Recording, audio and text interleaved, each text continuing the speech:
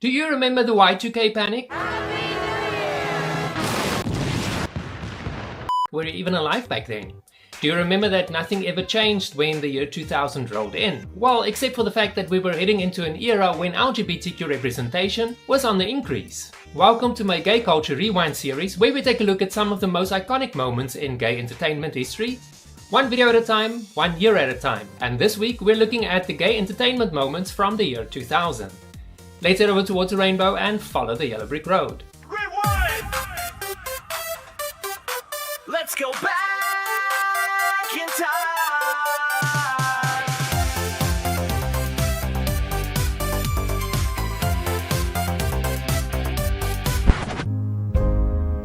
There's a black river.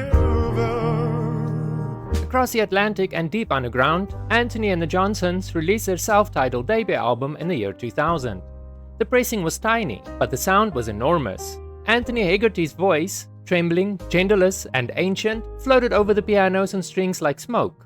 Songs like Cripple and the Starfish and River of Sorrow were unflinching about queer pain, abusive love, transformation, and rebirth. Critics who heard it immediately called it one of the most beautiful and devastating records they'll ever encounter.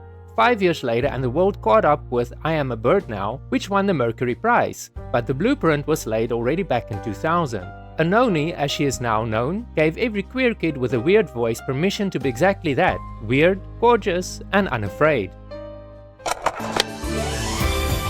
What have you done today to make you feel proud?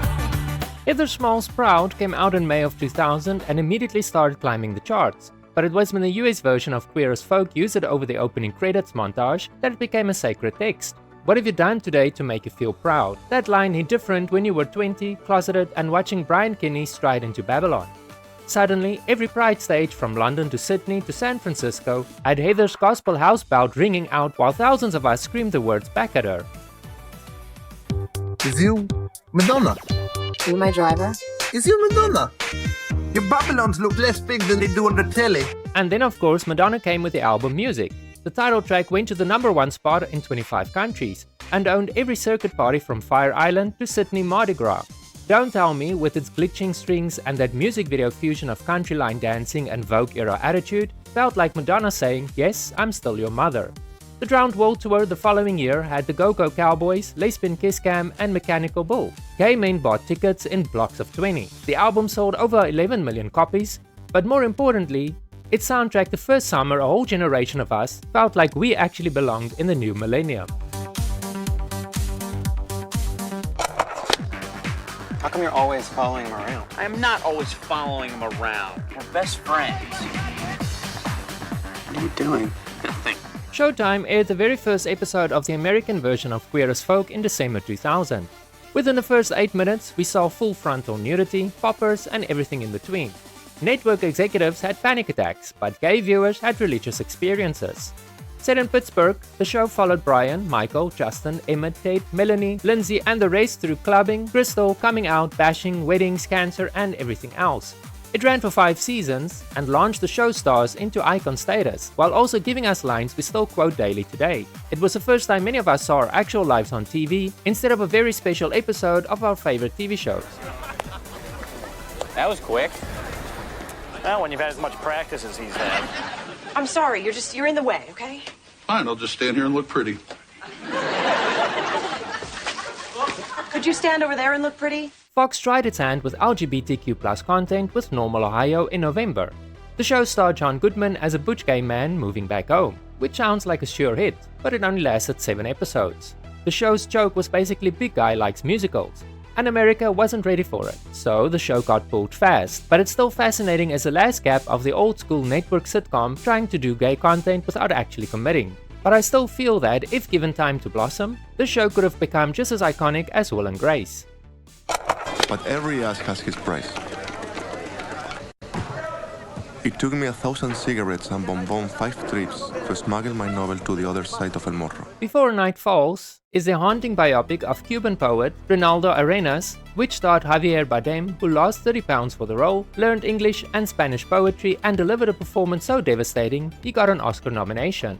The film doesn't shy away from Arenas' persecution for being homosexual, his imprisonment, his escape on the Mariel boat lift, or his death from AIDS in New York. Robert Ebert gave it 4 stars out of 5 and called it a cry of protest from society that treated homosexuality as a crime against the state. It's heavy, it's beautiful, and it's still one of the most important gay films ever made. You're Benji's friend? Oh yeah. More sort of co-worker, but I like him. The Broken Hearts Club, or The Broken Hearts Club, a romantic comedy, hit theaters in September and finally gave us a gay male ensemble comedy we have been begging for. It was basically Friends, but everyone's gay, hot, and emotionally damaged. Entertainment Weekly said it was a gay male answer to Waiting to Exhale, and Variety praised it as the best ensemble of beautiful gay men ever assembled outside a Calvin Klein billboard. It wasn't trying to win any Oscars, it was trying to make us feel seen on a Saturday night with friends. And for thousands of gay men, it absolutely did that.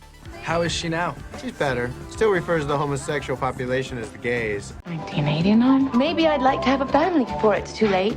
1999. The next best thing gave us Madonna and Rupert Everett as best friends who get drunk, sleep together, and then she gets pregnant. Critics hated it. Gay audiences had, well, feelings. Let's just call it feelings. But Rupert Everett's performance as a glamorous, loving gay dad is genuinely touching, and the courtroom custody battle still feels painfully relevant. Can you play a song? Yeah, let me think. And now the one that almost no one saw and everyone who did argued about, James Bolton's ultra-low-budget indie film Eben and Charlie. It currently holds a brutal 33% on Rotten Tomatoes, and critics were split down the middle when it came out. Some called it tender and non-judgmental, while others labeled it creepy and irresponsible for refusing to condemn the relationship between a 29-year-old man and a 15-year-old boy. People were disgusted about the huge age gap back in 2000, but I'm pretty sure they are the same people who made Call Me By Your Name a success at the box office. Remember, Elio was 17 and Oliver was 24. The film played at a handful of festivals, got banned from others, and then basically vanished. Today it's nearly impossible to find legally, but the people who love it really love it for trusting the audience to handle moral ambiguity instead of preaching. Some party. Was it? Oh, I don't remember. Oh, my gay stars.